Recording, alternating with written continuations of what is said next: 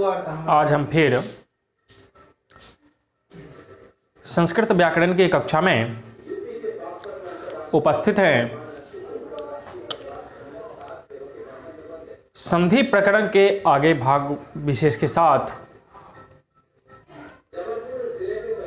कल हम लोगों ने संधि प्रकरण में पढ़ा था स्वर संधि परिभाषा और दो उदाहरण। अब आज हम लोग पढ़ेंगे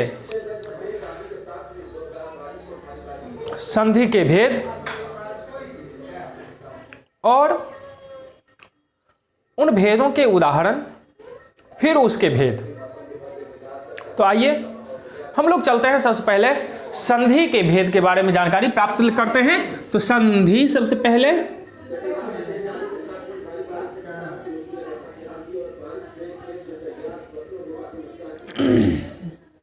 संधि, यहां मैंने लिखा संधि के मुख्य तीन भेद होते हैं। संधि को तीन भागों में बांटा गया है। पहला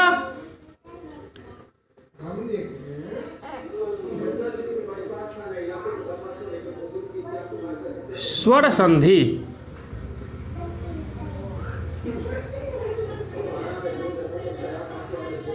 दूसरा व्यंजन संधि,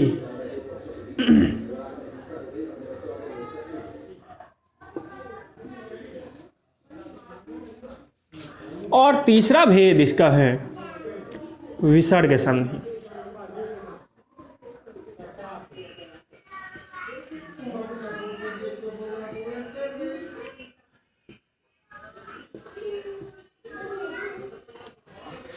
अब एक यहां शंका उत्पन्न होती है कि आखिर हमारे पूर्ववर्ती आचार्यों ने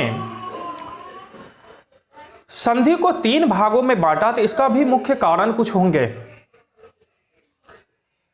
तो तीन भागों में जब उन्होंने बांटा तो उन भागों को अपना अपना नाम भी दिया। जैसे पहला नाम दिया उन्होंने स्वर संधि,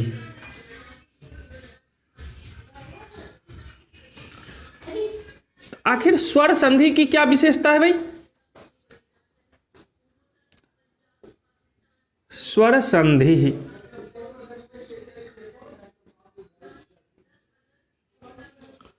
जब स्वर संधि की चर्चा की जाएगी तो सबसे पहले एक बात ध्यान में हमें हर वक्त अपनी बुद्धि में रखना है कि स्वर वर्ण, संस्कृत में कहा गया है अचः स्वराः। यदि स्वर वर्णों की जब चर्चा होगी तो संस्कृत में कहा गया है अचः स्वराः, अर्थात अच प्रत्याहार के जो वर्ण हैं वो स्वर वर्ण कहलाते हैं। तो अच प्रत्याहार जब आप लोग पढ़े होंगे तो अच प्रत्याहार में कुल 9 वर्ण आते हैं। अ, ई, उ, ऋ, लृ, ए, ऐ, ओ, औ। ये 9 वर्ण जो हैं ये स्वर वर्ण कहलाते हैं। लेकिन इसमें भी ह्रस्व दीर्घ भेद से ये कुल 13 होते हैं। तो अर्थात इनके जो दीर्घ वर्ण हैं, जैसे अ का दीर्घ है आ, ई का दीर्घ है ई, उ का दीर्घ है उ, और ऋ का दीर्घ है री। तो ये 4 वर्ण बढ़ते हैं और 9 उधर, तो 9 और 4 13। तो इस तरह से स्वर वर्ण जब कहेंगे तो स्वर वर्ण के कुल भेद हो जाते हैं। स्वर वर्णों की कुल संख्या हो जाती है 13। तो स्वर संधि में इन्हीं 13 स्वर वर्णों का ही उपयोग होता है। इन 13 वर्णों के अतिरिक्त कोई भी व्यंजन वर्ण का प्रयोग स्वर संधि में नहीं किए जाते हैं। इसी कारण से इसका नाम पूर्व व्याकरणाचार्यों ने स्वर संधि रखा। डिफिनेशन इसका देखेंगे तो डिफिनेशन कहता है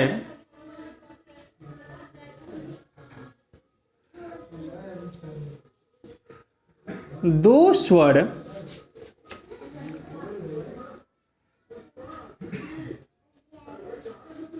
वर्णों के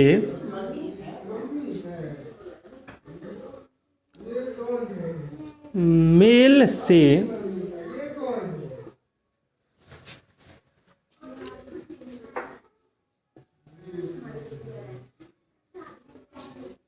स्वर वर्ण में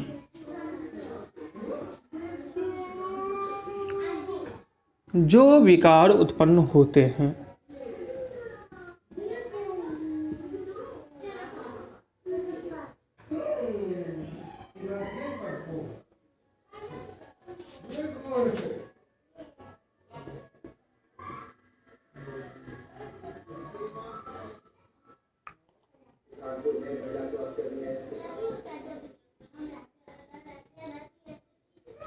उसे स्वर संधि कहते हैं।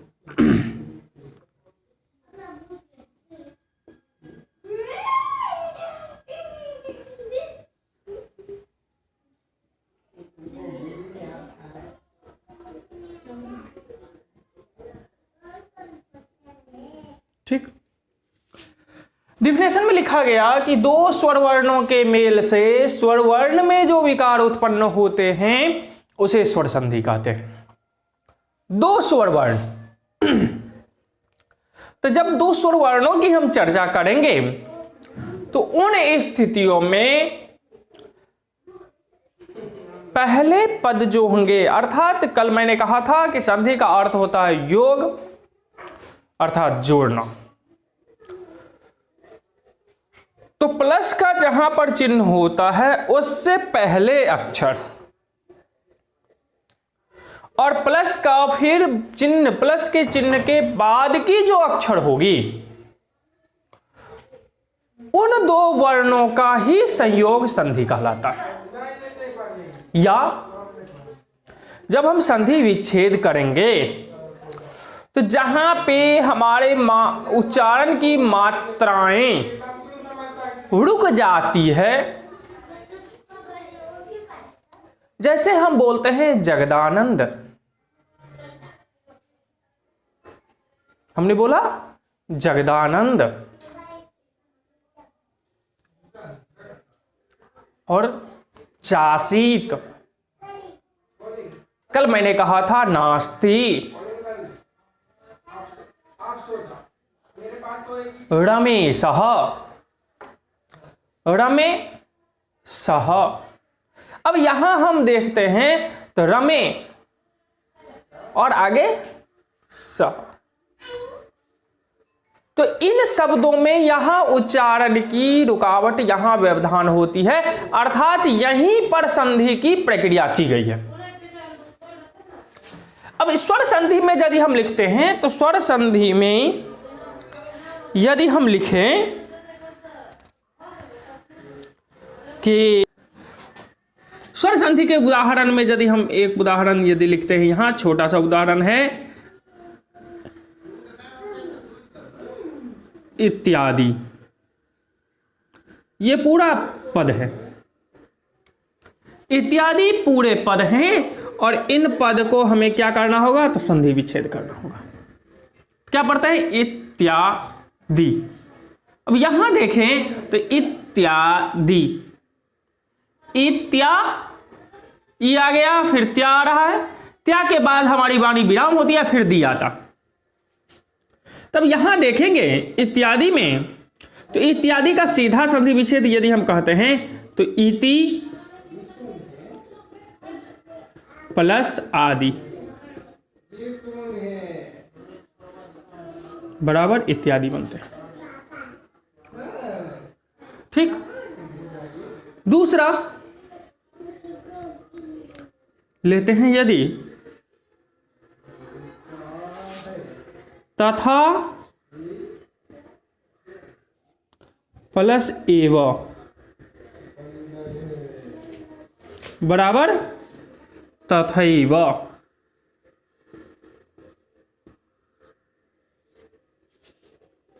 तथा प्लस एव बराबर तथैव। तीसरा उदाहरण,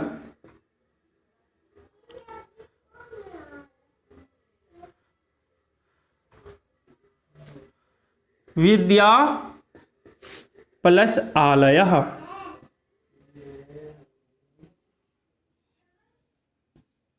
बराबर विद्यालयः।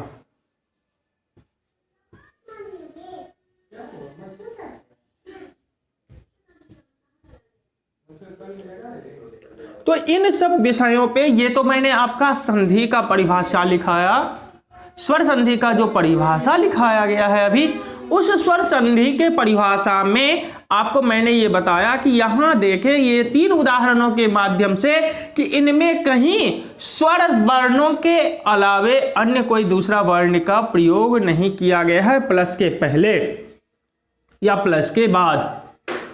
जैसे हमने यहां लिखा था इत्यादि, तो इत्यादि में देखते हैं, तो इत्यादि में यहां इसका संधि विच्छेद किया है तो प्लस यहां लिखा, इससे पहले इति लिखा और फिर आदि लिखा है।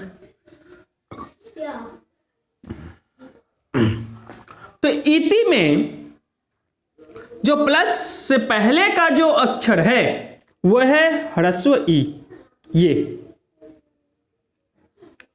ह्रस्व ई की मात्रा है लगी हुई ती में, अर्थात ये मात्रा।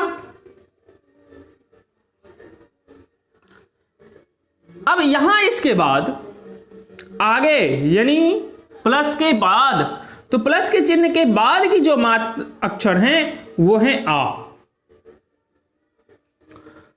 तो ई और आ ये दोनों मिलकर यहां जो कार्य हुए वो संधि की कार्य हुई, यन संधि की कार्य हुई और यहां इत्यादि शब्द बना।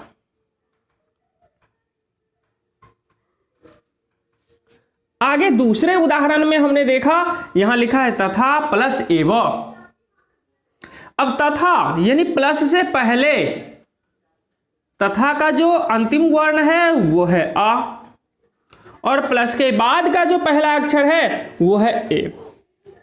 यहां भी यदि देखेंगे तो पहले अक्षर में आ है और दूसरे अक्षर में ए है, दोनों स्वर वर्ण ही है। तो आ और ए दोनों मिलकर यहां कौन सी कार्य हुई, तो वृद्धि की कार्य हुई और एक ऐ रूप बन गया और शब्द बना तथैव।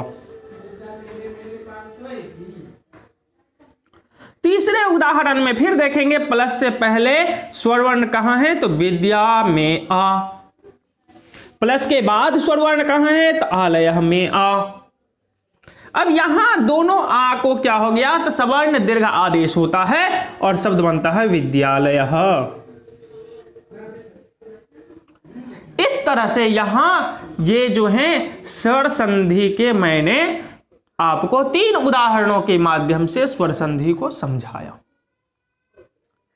आगे की वीडियो में हम देखेंगे स्वर संधि के भेद और उसके विषय में हम जानकारी प्राप्त करेंगे।